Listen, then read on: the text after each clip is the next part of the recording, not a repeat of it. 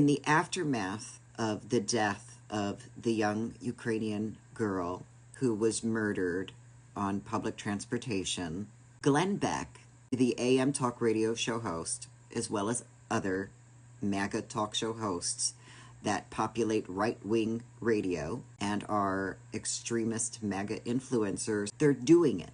They're pulling out the 1950s and 60s bullshit racist card that they used back in the day in order to gin up hatred, bigotry, and violence towards black minority communities, to turn people against their neighbors, their colleagues, their friends.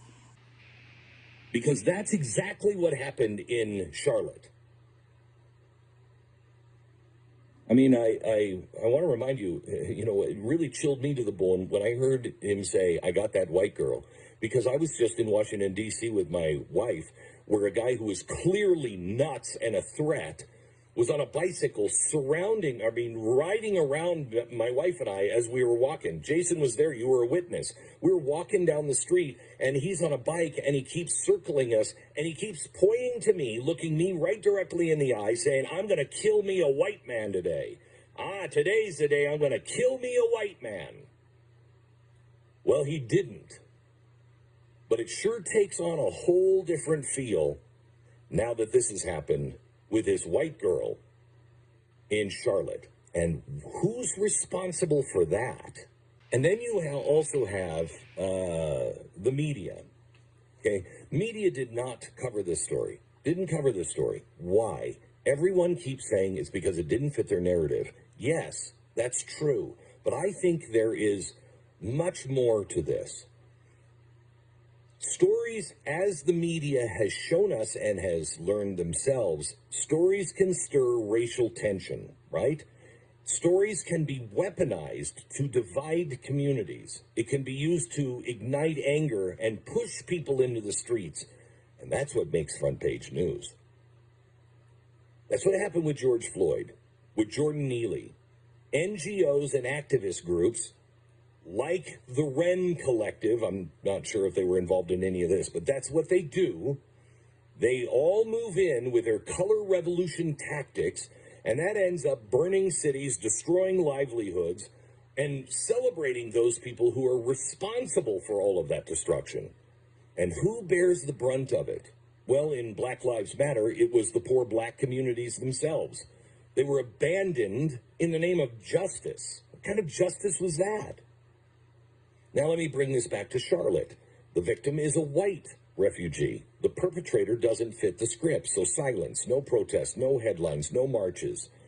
Goal's never the truth, it's control.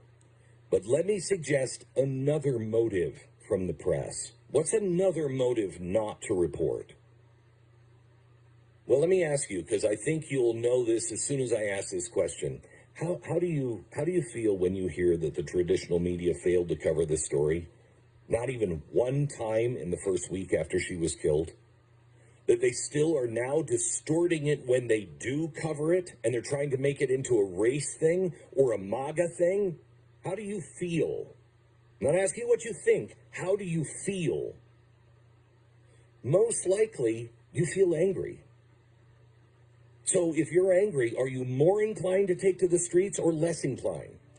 If those people who think like we do, but they're mentally unstable, are they more or less likely to take justice into their own hands and get out into the streets?